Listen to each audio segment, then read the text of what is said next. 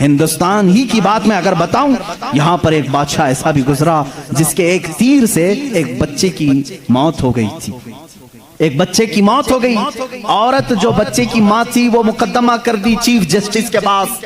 اس وقت کے جو چیف جسٹس تھے قاضی سراج الدولہ، انہوں نے طلب کیا بادشاہ کو طلب کیا، اسی ہندوستان کی بات کر رہا ہوں۔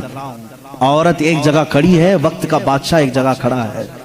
عورت نے کہا میرے بچے کو ان کے تیر سے موت ہو گئی۔ بادشاہ شکار کر رہا تھا، چوک کے تیر لگ گیا۔ بادشاہ نے کہا ہاں میرا تیر لگا تو ہے، گواہ بھی ہیں، سپاہی بھی گواہ ہیں، عورت بھی گواہ ہے۔ دو آپشن ہوتے ہیں موت کے بعد، کسی کا کچھ قتل ہو گیا انجانے میں، چوک کر اگر قتل ہو گیا، دو آپشن اسلام دیتا ہے۔ اس عورت کو قاضی نے کہا تیرے پاس دو آپشن ہیں، چاہے تو اپنے بچے کی موت پر دیت لے لے، کچھ پیسے لے لے بادشاہ سے اور اسے معاف کر دے، یا چاہے تو جان کے بدلے جان لے لے، بادشاہ کی جان بھی لے سکتی ہے۔ قاضی نے فیصلہ سنا دیا، یہ نہیں کہ بادشاہ کو چھوڑ دینا ہے، دونوں آپشن عورت کے اوپر۔ وہ عورت نے جب دیکھا کہ عدل کا یہ پیکر اسلامی نظام ہے، بادشاہ کے تیر لگا ہے اور قاضی صحیح فیصلہ دے رہا ہے، اس عورت نے کہا اگر یہ قاضی آج اس طرح کا صحیح فیصلہ دے رہا ہے تو اس طرح کے بادشاہ کی وجہ سے ہی، بادشاہ ایسا ہوگا اسی لیے قاضی ایسا ہے۔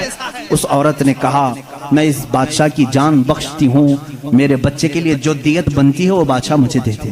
بادشاہ نے جتنی دیت بنتی تھی اس سے زیادہ اسے دیا، اور جب یہ معاملہ ختم ہوا تو بادشاہ قاضی کے پاس آیا اور اپنا جبہ کھولا، اس میں خنجر تھا، خنجر نکالا، کہا قاضی، وہ اس وقت کے سپریم کورٹ کا چیف جسٹس تھا قاضی۔ بادشاہ کیا کہتا جانتے ہو؟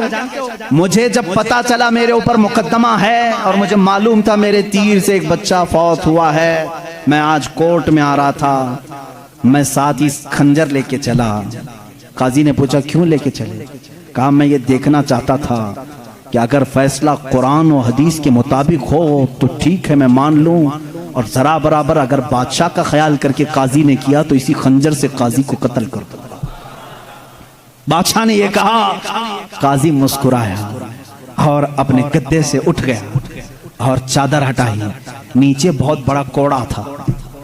کہا بادشاہ تمہیں معلوم ہے میں آج پہلی مرتبہ اس کرسی پر آنے کے بعد، اس گدے پہ آنے کے وقت کوڑا نیچے لے کر بیٹھا ہوں۔ کہا کیوں؟ کہا میں نے اسی وقت طے کر لیا کہ بادشاہ کو کٹہرے میں کھڑا کروں گا اور فیصلہ قرآن و حدیث کے مطابق سناؤں گا، اگر بادشاہ مان لیا تو ٹھیک، ورنہ میں اس کوڑے سے اسے منواؤں گا۔